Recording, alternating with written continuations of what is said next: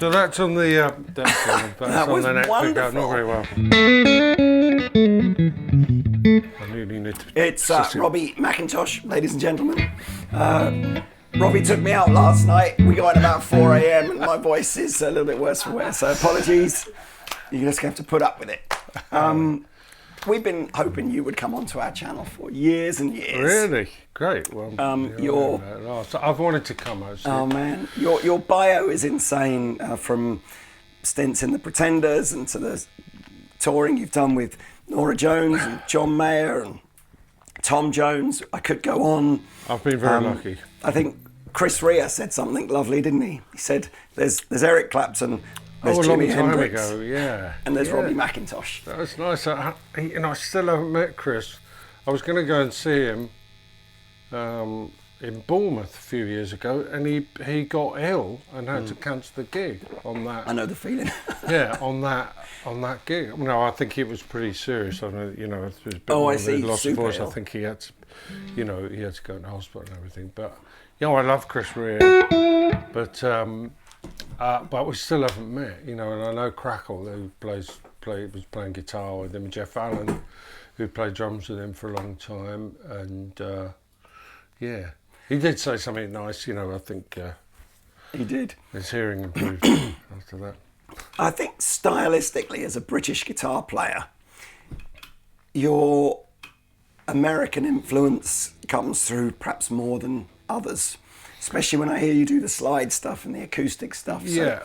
take us back to when you were learning to play and who your early influences were, and perhaps why you didn't, or perhaps how you ended up going down that path as opposed to perhaps a more traditional British blues rock path. Well, it happened sort of later on. I mean, it was the Beatles first of all, so I was playing Blackbird, when I was probably 12 or something. I started playing pretty young because I had two older sisters, and they had a guitar, and I ended up playing it more than they did, and it was a gut string guitar. So I started learning things off records, and then I did classical guitar lessons for 4 or 5 years. Did great and went up to grade 8, but I couldn't go to. I'd like to have gone to music college. I couldn't because I couldn't play the piano, and in those days, you couldn't do kind of foundation courses or anything, which you can now. But basically, it's easier now to get into a top college. In the old days, you had to, it was all very classical based, so you had to be able to play the piano to do the harmony stuff. So that didn't happen. So I just joined a band. Once I'd done the grade 8 thing. I mean, I could still play the odd classical piece, but I think it did help my both hands, as far as being able to stretch. But I don't really play the classical style anymore. Sometimes I wish I was sitting like that when you want to do one of these sort of chords, Are you a natural finger picker rather than a flat picker? Yeah, I'm not a flat. I mean, I can't keep up with the. I might be meeting Guthrie Trapp in a few weeks' time, and I'm not in his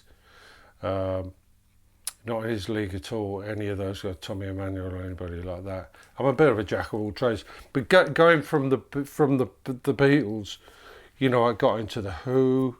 Pete Townshend's still one of my idols. Free. And he's a case in point, actually, Kossoff. Apart from that great vibrato and stuff, some of the things he played were very, because he was classically trained as well. I was playing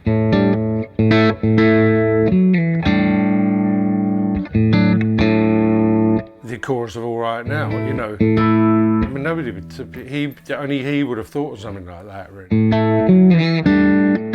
Because these sort of stretches, How did you learn those inversions? Because obviously at that time... just listening to it,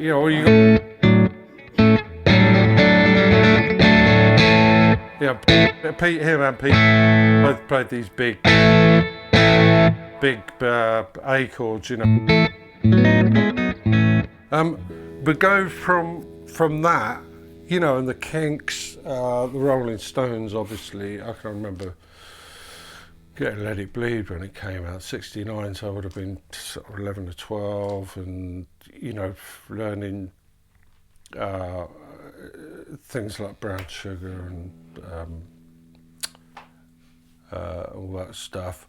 And then really with the American stuff, I started getting into blues. I listened to Lightning Hopkins, and there was a bit of ragtime stuff. You know, I used to go to the place called the Kicking Mule Club in London, which was Stephen Grossman's place. And then I suppose when I got into listen to American players, there's probably somebody.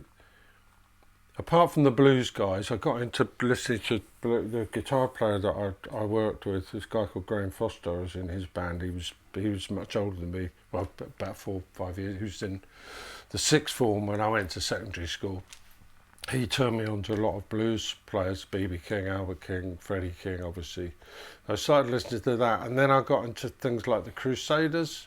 Mm-hmm. So Larry Carlton was you know, probably one of the greatest parts player. I mean, a great soloist as well. But his parts, you know, when he played with Joni Mitchell and played with the Crusaders, are just sensational, you know. So I learned a lot of that, and so the American thing, you know, I suppose.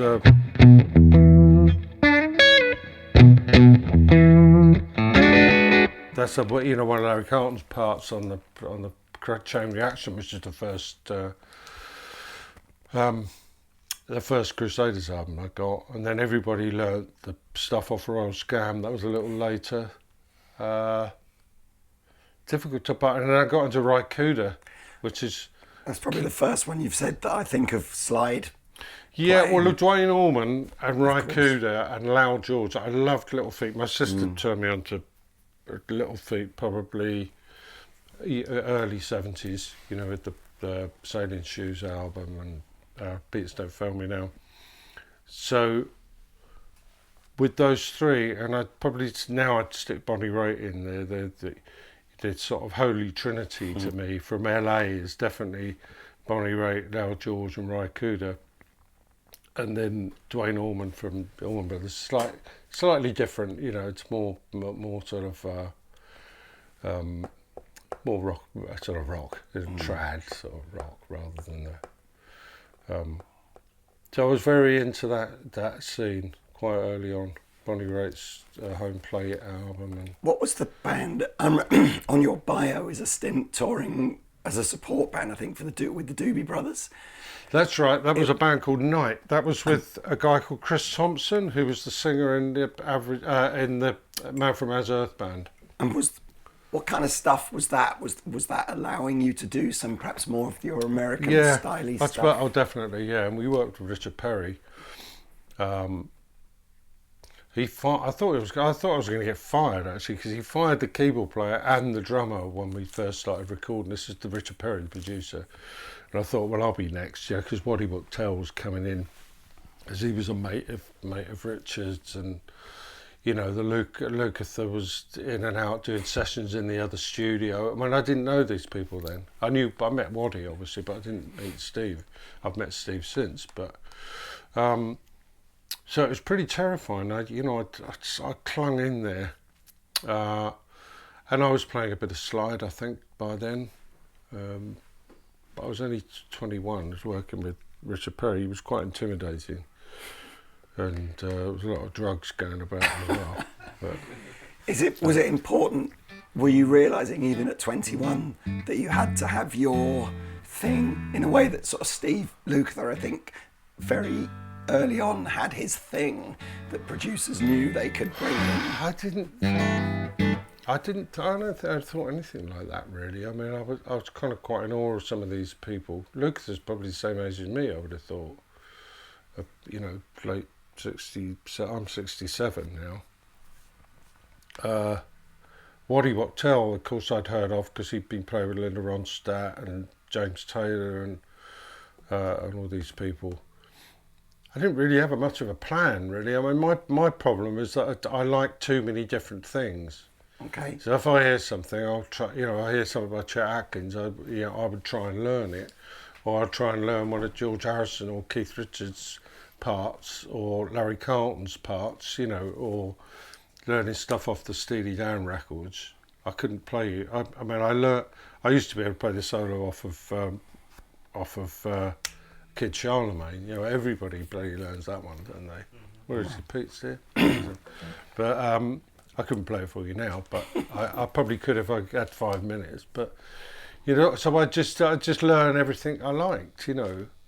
I think possibly I say I'm too versed off for my own good. It sounds like I'm boasting, but actually too versed off for my own bad, probably. If you know. Is that perhaps why the career, perhaps until much more recently, was always as a sideman then, rather? Yeah. I always wanted to be a sideman. Okay. Actually, I always looked up to people like Larry Carlton, for instance. I can't. I mean, off the top of my head, I'm under pressure, really. But you're thinking of other players? I mean, I'm just trying to think of other. So something like Waddy Wachtel, for instance. He never had a solo career. He's always worked as a sideman. With Linda Ronstadt, Warren Zevon. Of course, he played on all of Warren Zevon's great stuff. And then later on with Keith Richard. And I love his real sort of direct kind of style. Larry Carlton, I love, not only with Steely Dan, but with probably more so with Joni Mitchell, because I always loved Joni Mitchell. My big sister turned me on to Joni Mitchell at a very early age. Probably before Larry Carlton worked with her, funnily enough. But Steely Dan has so many great guitar players to choose from, but when you think of Joni Mitchell, it's Robert so Ford, synonymous. of course, played with her, and then you got Jacko, bass playing bass with her. I saw Paul's band at the end of last year doing the Royal Scam. Oh, the Royal Scammers, they're good, aren't they? Really I know good. Jeremy. I worked with Jeremy more. Okay. No, I noticed I worked with Paul a lot, but not much in the studio. We've done a lot of live stuff together. And Jeremy, I've done sessions with, obviously, because you rarely have two guitars. It's a guitarist on a session, so I've worked with Jeremy more in the studio and Paul more live. So they're fantastic, though, aren't they? Really, really fantastic. I want to go through a little bit of the sideman career, just because I think you've worked with some amazing artists and such a variety of styles as well. I do want to talk about, I'd only started listening to your solo stuff in the run-up to knowing that you were coming up today. Oh, did you? I should have bought some albums. The SeaWorld album is amazing. Thank you. And honestly and truthfully, everybody should go and check that out. There's lots of different things. I mean, you see that, to me, I'm being my own sideman on that record. Yep. I didn't want to do. I'd love to be a great songwriter. Like Dylan or Elvis Costello or Jimmy Webb or Ron Sexsmith. I'm playing on Ron's new album actually. Okay. Apparently it's not out yet, but I did about 4 tracks with him. So on that, I'm trying to write songs and, as I say, be my own sideman. Really, there's no long solos or anything, but I think I'm proud of what I did. You split the vocal, I think, on that album, didn't you, with someone else, or is it mostly you? That's all me. It's The all lead you. vocal's all me, yeah.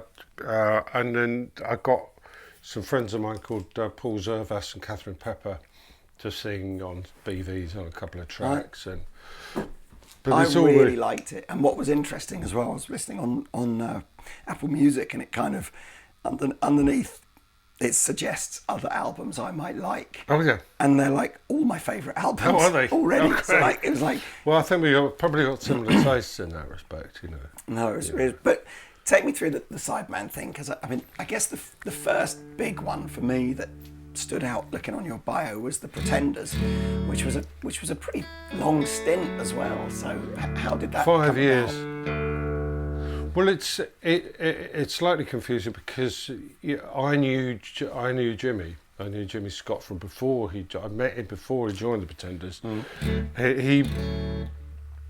He was a bit of he was a friend of a friend, and he was staying with a friend, so he sort of hung out quite a lot.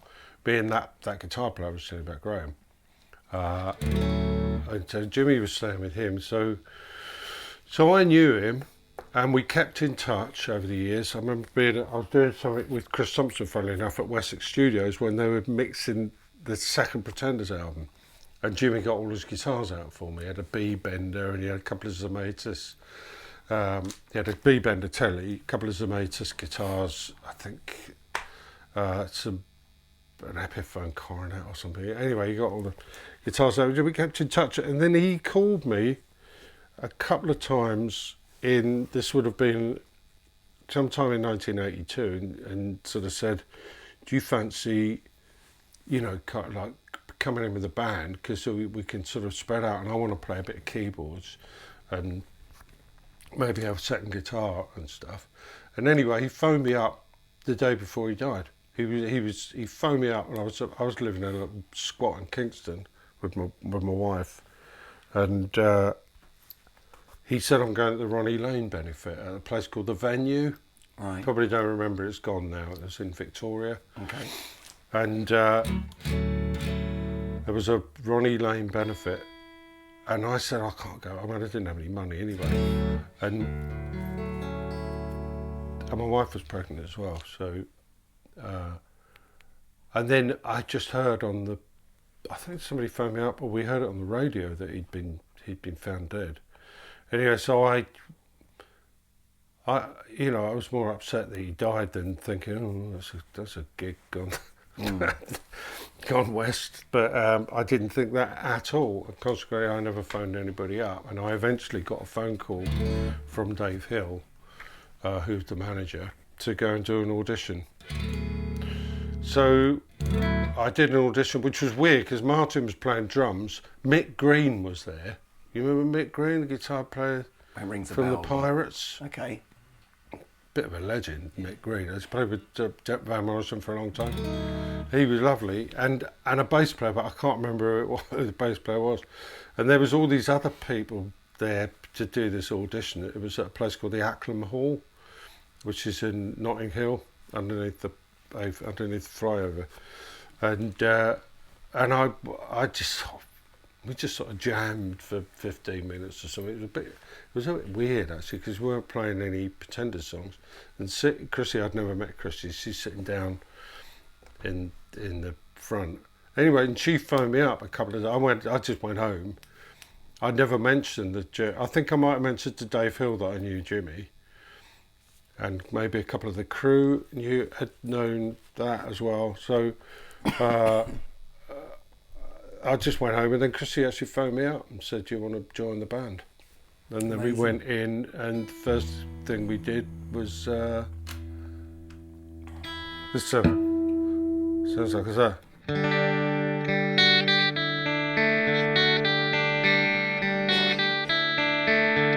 I mean, she started playing this. Her guitar part was like this.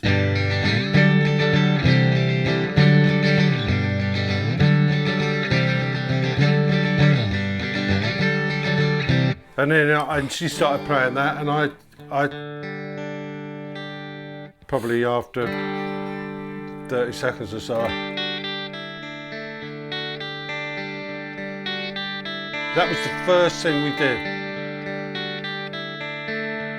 And you're saying and at I this came stage, up with that part, and then so that song hadn't been released yet at this stage. No, well, this is the end of '82, and we went in the studio probably end of October, November '82. Did that. I remember Chris Thomas absolutely loved it, and I remember him mixing it. And he said all I have to do is push the faders up and it sounds great, because it was just nicely orchestrated. I played a bit of pipe organ on it, and I think Malcolm played the recorder on it or something. And we wanted to release it that Christmas, but the record company and Dave Hill said no, it's too late, I haven't got time. So it didn't come out until the Christmas after. I think you talked about enjoying Larry Carlton as a parts player. And I think that's such a perfect example of what a great parts player does, because you're only playing a D chord. Yeah. But if you'd played it any other way, the song doesn't have what that iconic. Yeah, I mean, I did the same thing. You know, Middle of the Road was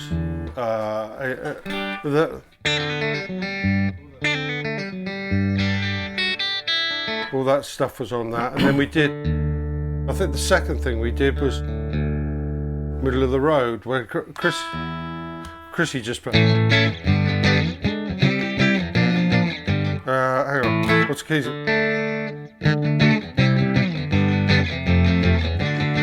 That's her part, you know. So, because she was into Mitch Ryder and so you know, I got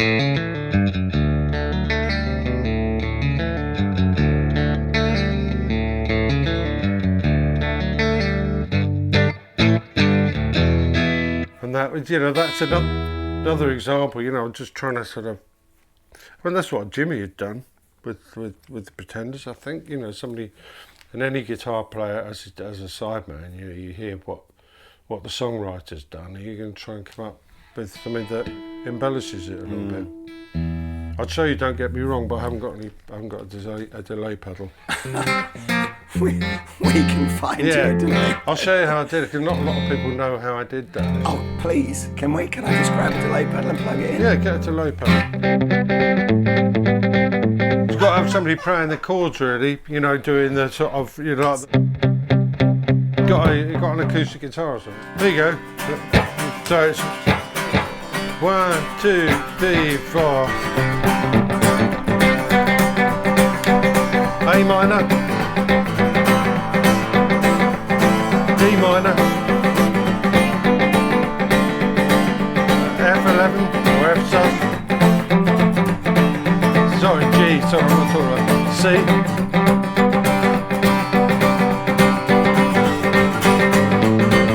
That's it. D minor. G11.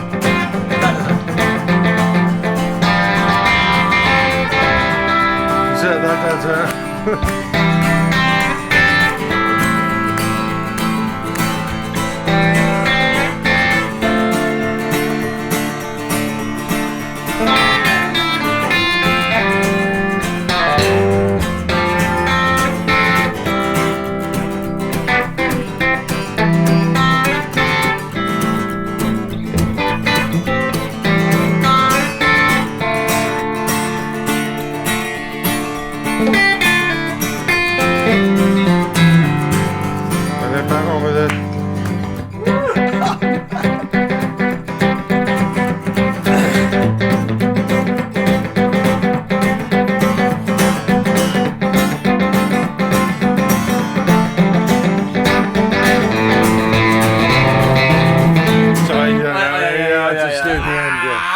That's it.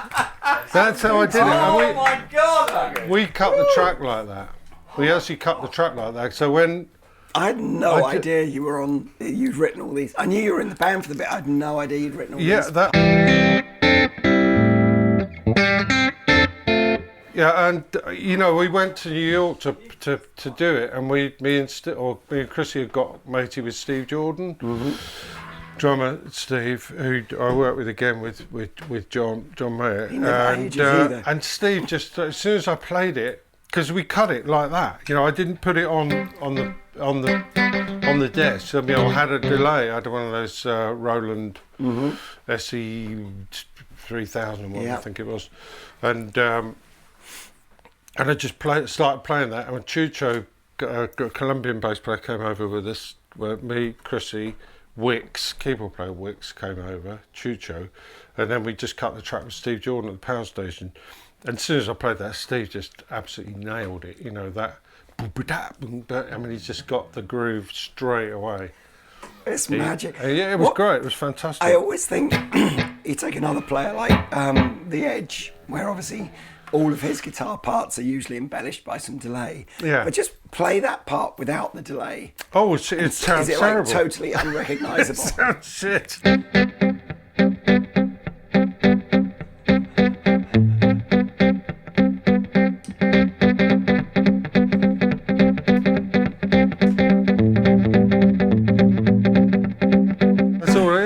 I actually nicked the idea off Albert Lee, actually, because he did. Oh, He used you're going to do a bit of that country thing, boy. He used to do that. Well, you It's much faster.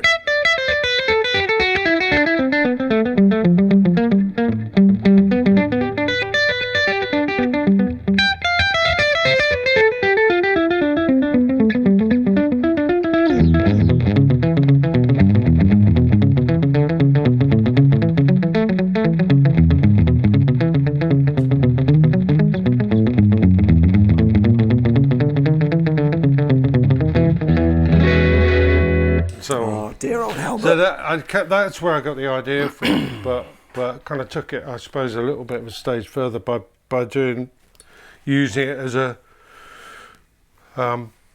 more of a rhythmic thing, because you can't play it.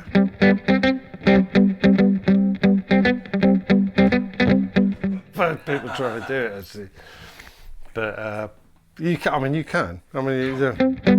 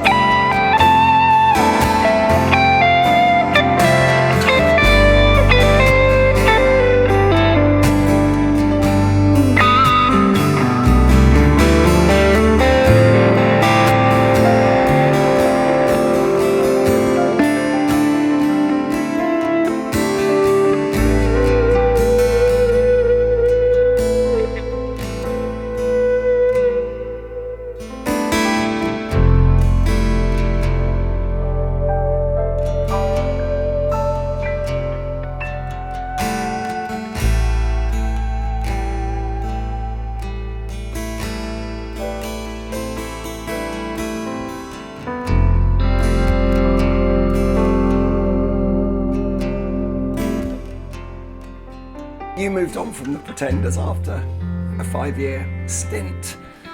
Was that Yeah, I left the your Pretenders choice, because or- I got a bit burned out touring and stuff. So I didn't want to sort of hold everything up. So, and then Chrissy suggested me to play with Paul, and I went and did some sessions with him at the Mill. Which Paul are we talking about? Paul McCartney. I thought so. I just wanted to check. I ended up calling him Paul, really, rather. Hello, Paul McCartney. Yeah. So I did some sessions with him for the Flowers in the Dirt album, and then he asked me to join the band, and I actually did have a proviso. I said, I really don't want to go away for a long time. And his manager and Paul said, we're not going to be going away for more than 3 weeks at a time, which was great. So they were kids and stuff growing up. Pardon? Is this because you had kids and you wanted to be around? Yeah, and I just didn't want to be away for ages and ages. So I did the Flowers in the Dirt album. We toured off the back of that. We did the Rio gig, which was famous because it was so huge. Got in the Guinness Book of Records and everything. Wow. 184,000 people with no support or nothing. It wasn't not like a festival. This is just in the Maracana football stadium. But there was probably 200,000 people because there was probably black market tickets and people getting in over the wall and stuff. So it was pretty insane. At that time, would a Paul McCartney set have had all like classic old Beatles? Yeah, we were doing the Abbey Road medley, Right. The back half of the Abbey Road album, and Sergeant Pepper and loads of stuff, and Wings stuff. Like we were doing the Band on the Run, and I think we were doing Let 'Em In, and all that stuff. Can't Buy Me Love. Well, me and him played the solo together. I always think George Harrison is another guitar player who never played anything. How everyone has written down how they thought he played. No, the normal chords are not. No, what he was playing. Brilliant. I mean, his parts, little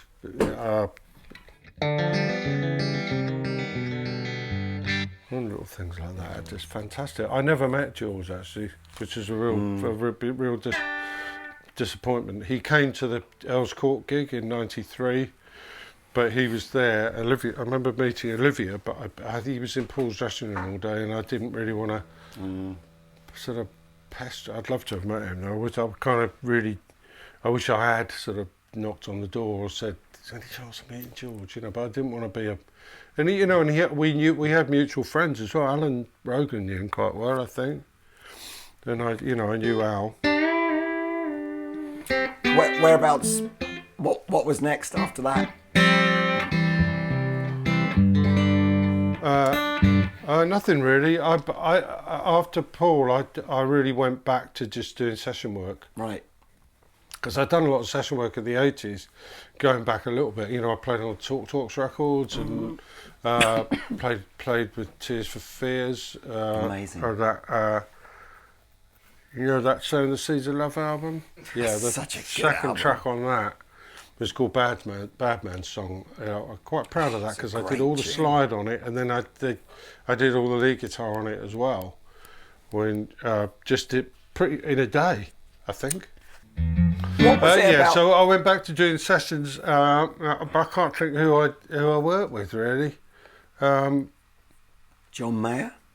Well, that's all much later. Later. But no, from when I left, Paul kind of laid everybody off. Yeah. 94. Right. Okay. And so you got about 10 years to work out where you were. Yeah, because he went off to do the Beatles anthology thing, and then sadly Linda got ill. I think not long after that. She was one of the nicest people you could ever want to meet. Actually, I can't think what I did really.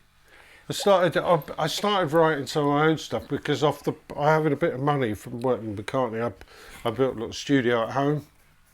I went to HHB and bought a 16-track machine, a bloody great desk, and some outboard gear and some NS10 monitors, and so I started writing stuff, and then that was when but from that, my first album, Emotional Bends, came out, and I put a great band together for that album. It's Pino Palladino on bass, Paul Beavis, who's still the drummer with me, fantastic drummer. Melvin Duffy, pedal steel player. Do you know Melvin? And Mark Feltham from 9 Below Zero on harmonica. Right. He didn't have a keyboard player, so it was like Melvin was like, it was like having a keyboard player. The pedal steel, because he can do all these big chords and like a bit of fade, bit of reverb and stuff. It was fantastic, and really had a unique kind of sound. Really, that Emotional Bends album, there's not much keyboards on it at all. It's just bass, drums, guitar, knitting machine, which is what I used to call it. I said he was making me a jumper while we were doing the gigs, and Mark, the most fabulous harmonica player. So I did the first album, then the second album, not long after that, and then that's where I was working with a guy called Gordon Haskell, singer-songwriter. He's not with us anymore, so a great songwriter. Another great songwriter, really, really great songwriter. And we did a gig with Norah Jones in Germany, and sort of hung out with them afterwards. And then they wanted.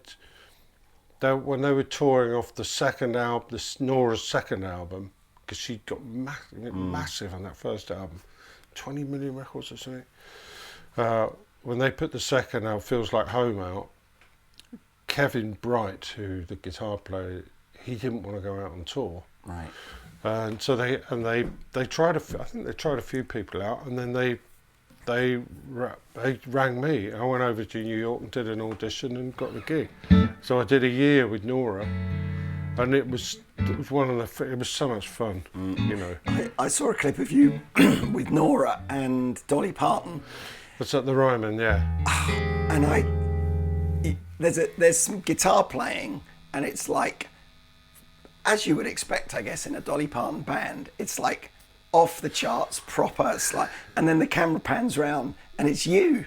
And I sort of gone, man, this guy's just... Well, that was with my dobro, wasn't it? Yeah. We did that song that she did on the album with Nora called Creeping In. But Kevin did that as well. Kevin played mandolin on it. There's a great mandolin part. He's great. Yeah. He's a great all-rounder. Kevin Bright, he's from Toronto. Fantastic guitar player, lovely guy. Haven't seen him for years, unfortunately. But I was kind of replacing him, but he came in just for that gig at the Ryman. And Gillian Welch and Dave Rollins did it. There's your versatility. I just sat there just going like, I still don't, I know we talked about that right at the beginning of the video, just like, I still don't really, I don't know where it came. It's just unbelievable. Great expression, shitting in high cotton, when you're playing with Dolly Parton. You know what I mean, anybody with that, in that, but I'm playing at the Ryman, you know. I mean, I managed to just hang in there, you know, but I'm not Jerry Douglas, that's for sure. I play dobro like that anyway. I play bottleneck style. Can you remember that actually feeling like you had to go to another level because of who it was and where you were? I tried my best. Yeah, I don't know whether I did go another level. I tried my best. She didn't come out. We saw her at the sound check, and then at the gig, she kind of disappeared. Didn't hang out with us at all. She was in her tour bus. I mean, she was really nice, you know, not that she was sort of funny with us. She said, I came down and met everybody, and then went back in her tour bus, and then we started doing the gig. It was like a full gig, you know, so it wasn't stopping. It might have been a bit of stop and start for cameras and stuff, but it was like, and then she just appeared and did that song. That was it, gone, you know, back to Nashville. We were in Nashville. But, I mean, that's surely a bucket. Tick that one off, you know. Yeah, it was great. It was great, actually. Yeah, I mean, playing with Paul, Stevie Wonder got on stage with us one night. That was, but you never meet these people. Met Michael Jackson backstage at a Paul gig when he was. This was in 1989. He's the same age as me, Michael Jackson. Really? That was the weird thing. You never fancied putting a big wig on and dressing up, trying to be Michael's guitar player? No, I mean, he's had some great... Because Lukather played with him, and Eddie Van Halen famously... There's a great story about doing Beat It. You heard that story of Steve Lukather telling how they sent the track for Eddie Van Halen, and somebody wiped everything. Right. So all they had was Eddie Van Halen's solo and Michael Jackson's voice or something. Jeff Porcaro got them to turn up the Michael's vocal, and he built a click track on Michael slapping his hands while he was singing. Check it out. It's a Rick Beato thing with Steve Lukather. It's a great story. Yeah. Something happened, he explained it, but a load of stuff got wiped and they had to recut the backing track. Wow. To the vocal and with Eddie Van Halen's solo. But David Williams played with him as well, and he was fantastic. Some amazing musicians, for yeah, sure. they're all way out of my... So when you got the call from John Mayer, which must presumably was after the Norah Jones stint. Yeah, I did some recording with Norah. So that would have been in 2000. Norah was 2004, I think, and we did a whole year. That was a long tour as well. It was great fun, but we went. We played in Beijing and Shanghai and Hong Kong, Manila. About 3 weeks in Japan. We went to South America for 3 weeks. There was about 3 months in America. It was a really long tour anyway. And then I went over and did some recording for Norah's next album, but I think I was just one track I think they wanted me to play on. And then I got a call from, Pino and Steve had done, Steve Jordan and Pino had done Continuum. And John was looking for another guitar player, and Pino and Steve suggested me, I think. Just because I can kind of get, I can learn things pretty well. And, John is an unbelievable guitar player, so. But playing some of the parts was quite easy. I certainly can't play his lead stuff. And then he rang me, John actually phoned me up. And I kind of put my foot in it, but as it turned out, because he was actually really, because I said, I thought Eric Clapton was playing the lead guitar on, what's the one, Stop This Train, is it? Mm-hmm. I thought Clapton played that guitar on that. I can't remember, that's on a line, I thought it was Eric Clapton. I said, oh, so when did you get Eric to play on that? He said, no, Eric's not playing on it, that's me. But I knew that the rest of the guitar, but I knew what a guitar player, it's just on that track it sounded more like Eric Clapton than Jimi Hendrix or, the others, or like John Mayer for that matter. So, but he laughed and he said, oh, thanks, man. And he was actually, but I thought I'd done a, one of them. But, and then we just sorted the money out, and I went over and we did the nicest experience working with him. You don't want for anything in his band. He's a really sweet guy. He's very much kind of up his own tree, as you could probably imagine, but not in a nasty way. He's what's it called, ADHD probably, okay. Or on the spectrum. They can't be not doing something. When we were rehearsing, if you weren't rehearsing, he was sitting down fiddling with his pedals or rewiring something or mucking about with a guitar or something. He's amazing and a really, really, really nice guy and just immensely talented, amazing. I still think that Where the Light Is live album is... Yeah, that was good. It's just a masterpiece. And it really just, it really was kind of seat of the pants. Those first three, when I did Daughters with him, I played it with him a few times, and I've been playing it in open G tuning, which is... I use quite a lot of tunings, so... So I've been playing it up. What's it in? It's in D. So So I've been playing it up there, you know, and then for some reason, some stupid reason, which could have really.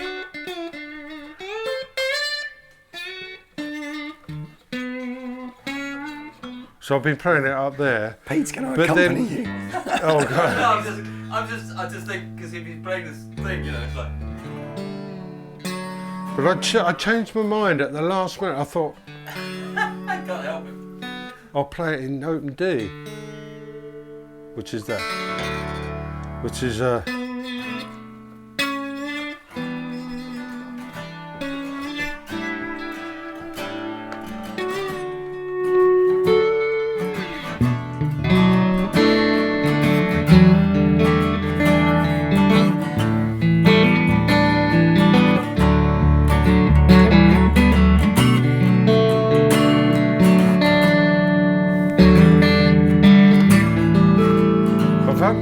you know,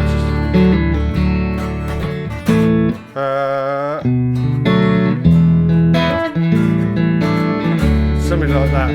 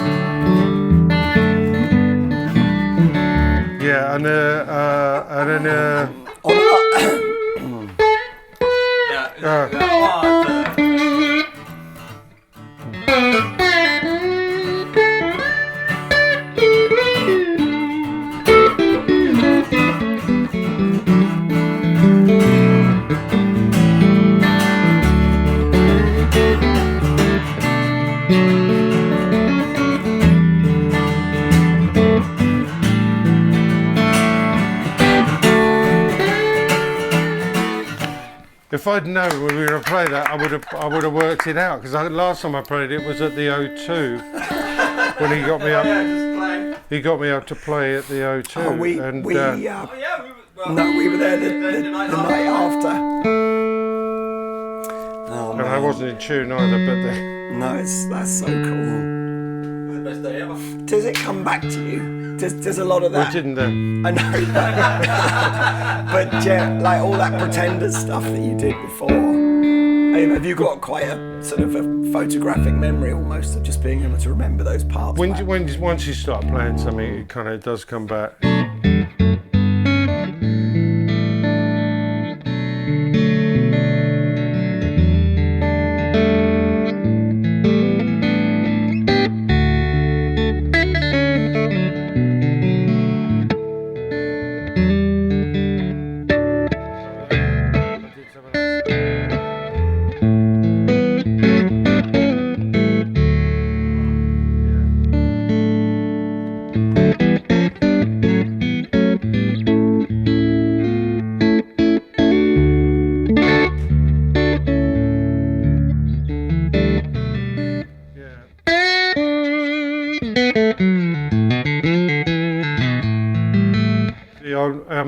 Low open D on an electric guitar, it's a bit too low, which is so I normally play stuff in E.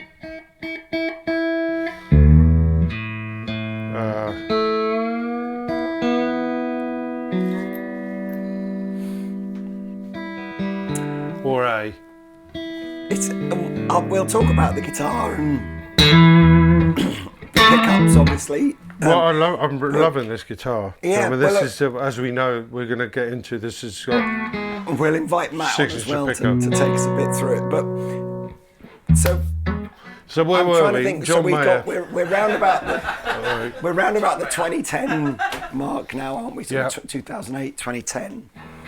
And then again, that album I talked about, SeaWorld, is 2021, I think. So there's still quite a big. Well, I'd actually record.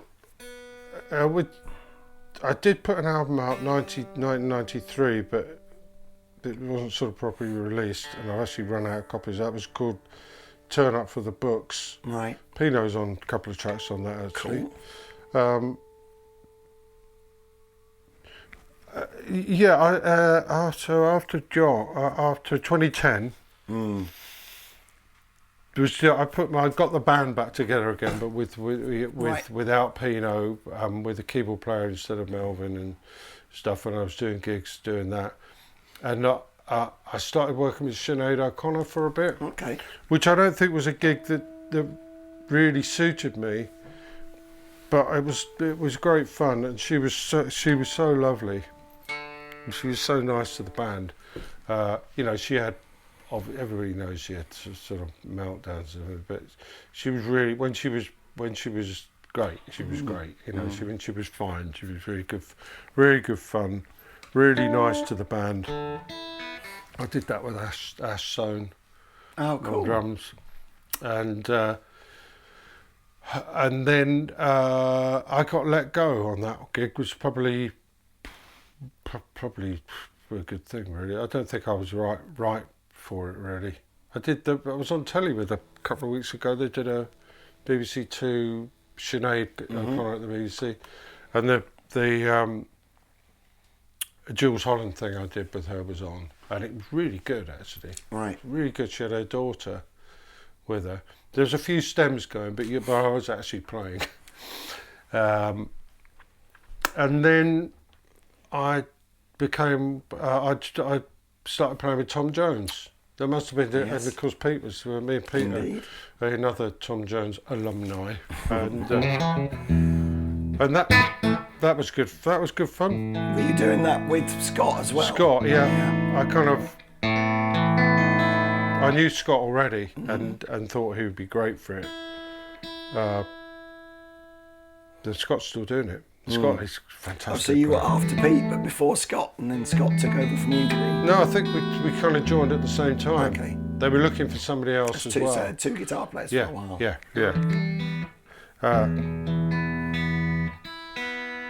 So we were doing that together, and then I didn't want to go to America and tour, so I jacked it in.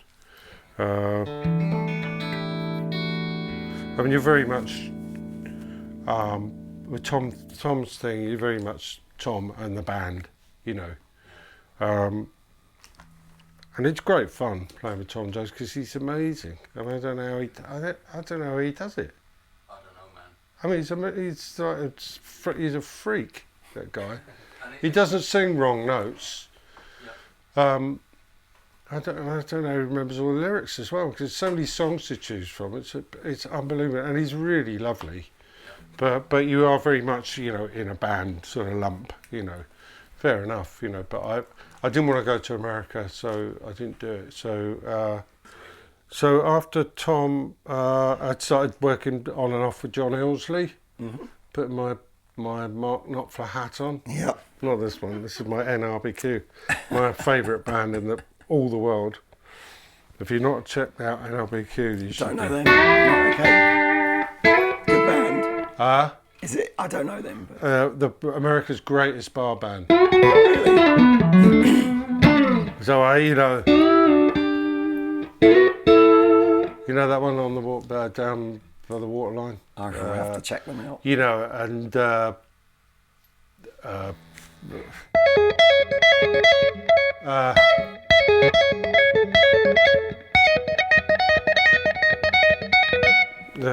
that stuff. So I had to do that with John, but I was working with Mark as well. I did all the whenever Mark did promo over here, he didn't get the American guys over, so he would give me a call. So I worked with Mark a fair bit. I actually did do 3 gigs with Dire Straits in 2002. Okay. It was just for charity. Right. I think that was the last time that was with John on bass, Mark, Chris, Garen Watkins,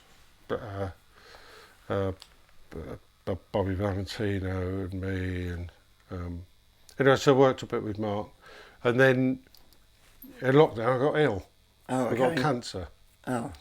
So that's why SeaWorld didn't come out until 2021. I pretty much had it done, but I don't know. I had this weird thought: if I put it out, maybe I'll die. But not what happened. I just thought I didn't want it to be a posthumous release, so I didn't put it out, and I didn't put it out until 2021. But I had chemotherapy, and all my hair fell out. But there was no work to cancel because there was no work, full stop. So I think it's a wonderful record. Huh? I think it's a really wonderful record. I'm glad you like it. I think I hadn't. The last album that I listened to that really took me somewhere, and I thought, that's really interesting, nice, was a Brothers Landreth album. Oh, okay. And I like the sort of less is more approach. Yeah. It's like everything is well thought out, and it's not. There's nothing in there that doesn't need to be in there. Your singing is, if you don't mind me saying so as well, however you define better, it's nicer to listen to than I think the Emotional Ben's stuff. So I think maybe. Well, my voice you just get older, don't you? But the songs are great as well. Yeah, I'm glad you like them. I was surprised that I wasn't aware of it. So obviously, I guess there's so much music out there. I'll have to. Have you got a hard copy of it? No, I just listened to it. I'll post some to the shop. I've got hundreds of them. Not surprisingly. Did it feel like a life's work? Like almost just let's get everything out there? Or? Yeah, well, it had been a long time. I put out that one called Turn Up for the Books in 90... Oh, what was I talking about?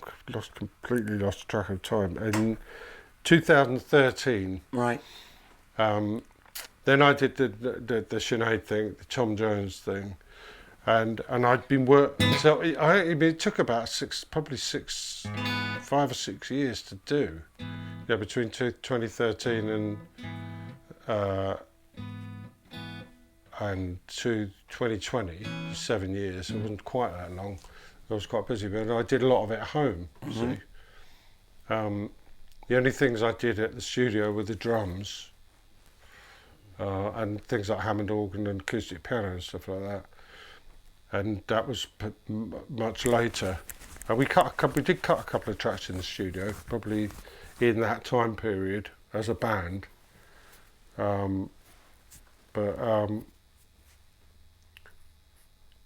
I mean, it was a lot. It was just great to have another bunch of songs. You know, there was a few songs that didn't make it, and I put out another album after that, which is only a download, called Fortune's Well. I haven't heard that one.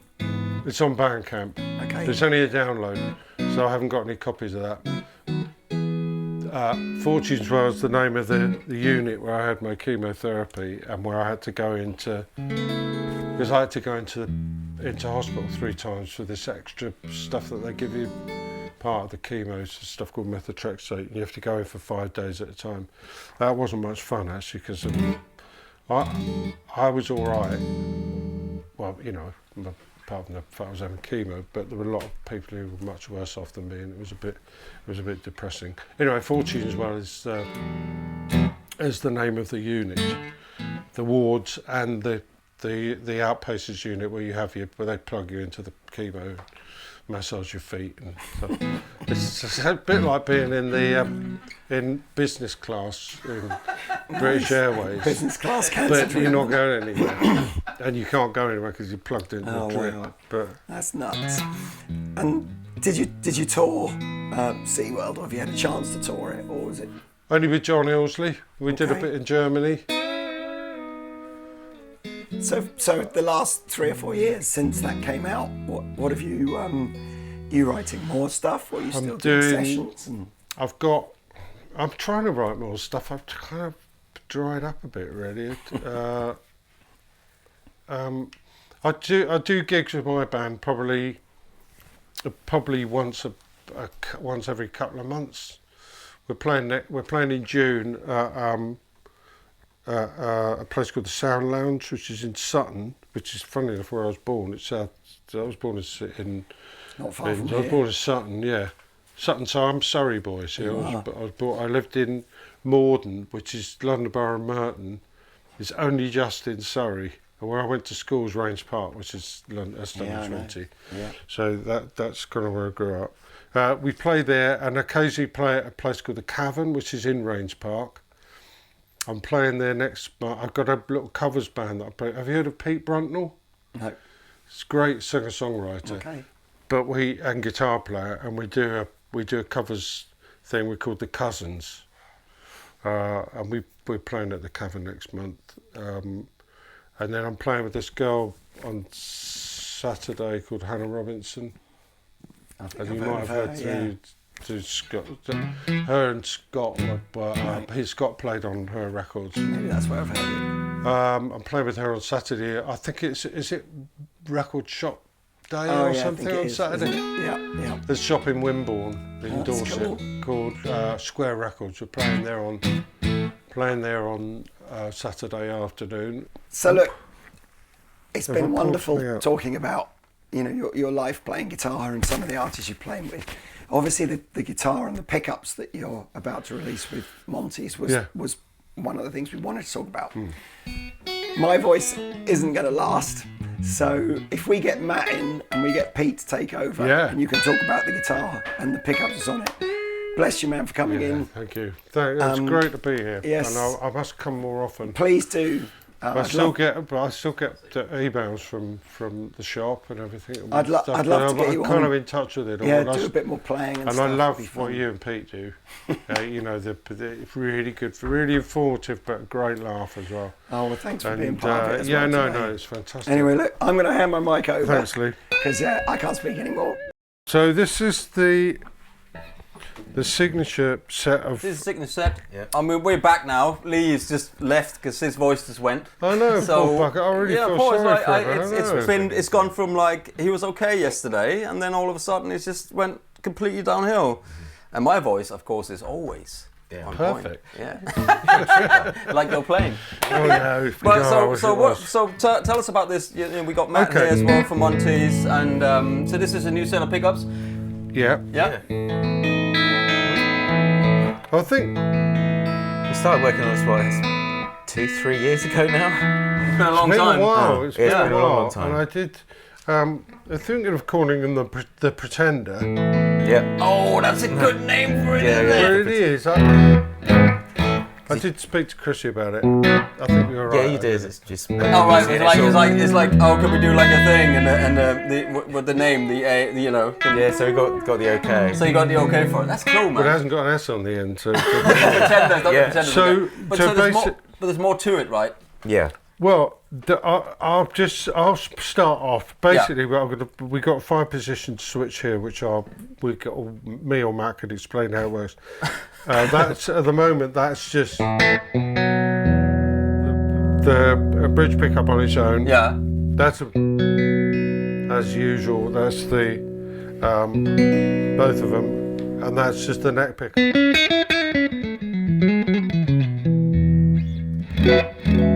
That's just the neck pickup on its own. Yeah. But now, Matt could explain a bit more why this pickup is like it is. I mean, we based this pickup on my Esquire, my '53 Esquire. Yeah.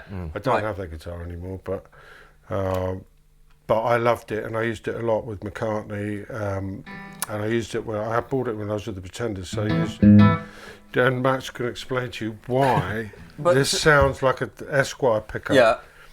Even though it's got that there, so I'd leave it. But you got a 5-way selector switch, which is not normal for a Telecaster. So you must have added some extra bits and bobs to it. Yeah, well, basically it's just Robbie needs to be as versatile as possible. Like, Yeah. this is versatile. Yeah. So basically, what you've got is the 3 middle positions are your 3 standard positions. So you've got bridge, middle, both in parallel, and the neck, and then all the way to the bridge. So That's like a normal Telecaster. Normal tele, Yeah, those three middle positions. Also the three middle ones, and then The you got three the middle outer. Yeah. Right. Okay. So all the way to the bridge, you've got the bridge pickup with part of the neck pickup. Yeah, which is So I think it's it's a a little great bit. idea.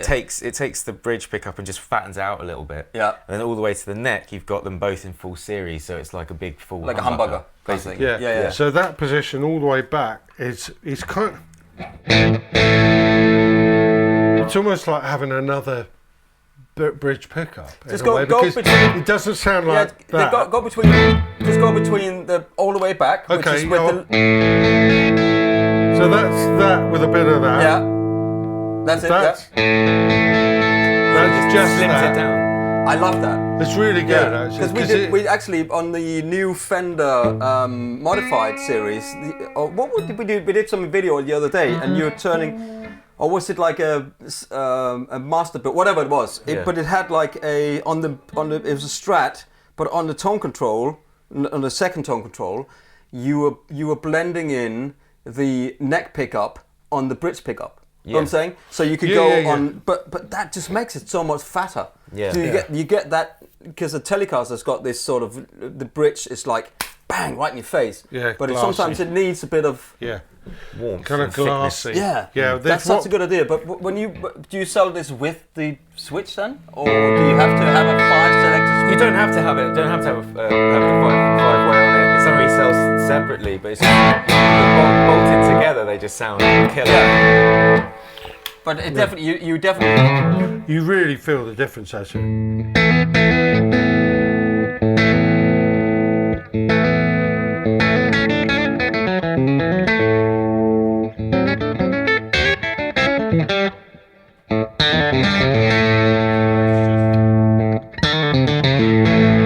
You can, and when you're playing it, you can really feel it. I mean, Yeah.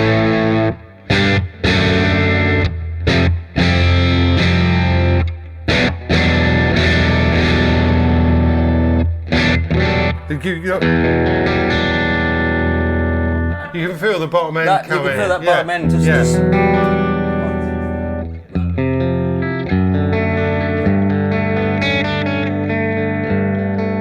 And then that's the That's normal. just normal. That's just the.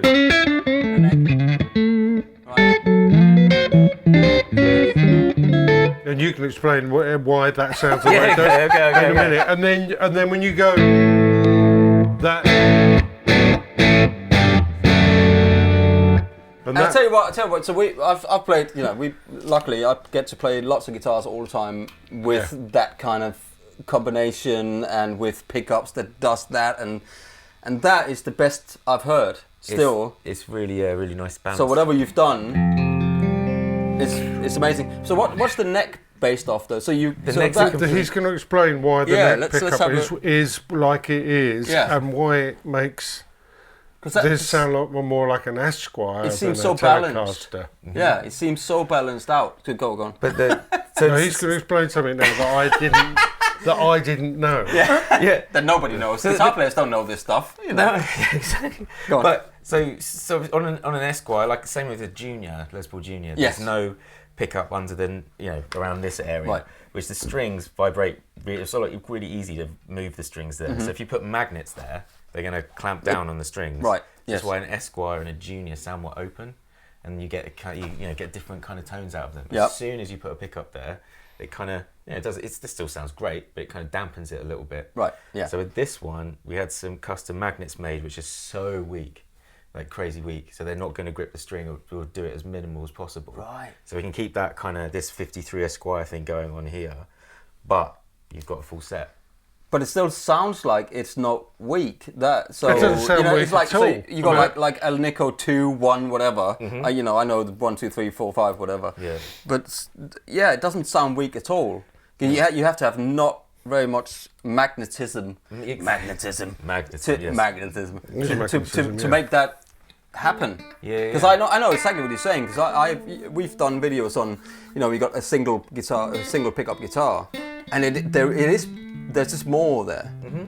Yeah, I mean, it's just the magnetic field. Yeah, it gripping the string. pulls. It kind of almost a dampener, almost like a noise gate. Yeah, exactly. Yeah. It's like if you get a neck pickup and bring it right up, you can hear these like what we call wolf tones, which are where it's literally grabbing the string. It goes wah, wah, wah, wah, and it will pull your guitar out of tune, all kinds of things. Yeah, I mean, I know that if you put your pickups too close up to the strings, it's difficult to get it in tune, right? Because it pulls it back. Yeah. But are you doing the 5-way selector switch as an option as well? Can you buy that? You can buy so you got the Pretender set. Yeah, which Pretender set. I love that thing on its thing, and then the 5. You can have. But you do your drop-in stuff. Yeah, as well, exactly. Wow, it sounds good, man. Yeah. But I love the sound of this pickup, even though you say the magnets are weak. I mean, it doesn't sound it. No.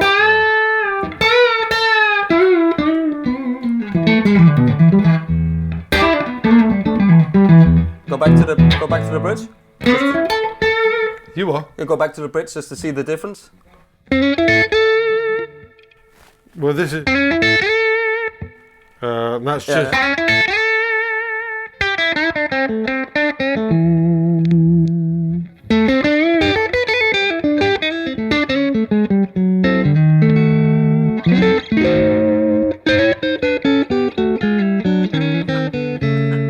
It helps who's playing it as well. Yeah, obviously. Yeah. So that's. I mean, I love that. Yeah. That fat. Because you don't think it's got that added in because it's so different. And I really love because sometimes you got a 4-way selector switch on a guitar and you don't really know where, or the S switch, on the Fenders. You don't really know what position am I going to when does it do that or this. Yeah. But that's like the two outer ones. That's Two outer ones are the difference. Yeah, that's the difference. That's such a great idea. It's a great idea. Yeah. So we can buy these, can we? We can buy these. Yeah. Yeah. They're coming out. And I'm not sure the exact date they're coming out, but they're coming out. They're coming out soon. Okay. Well. Do you want to have a go, Pete? I mean, no. I'm not going to sit here and play in front of you. Well, but, it's like...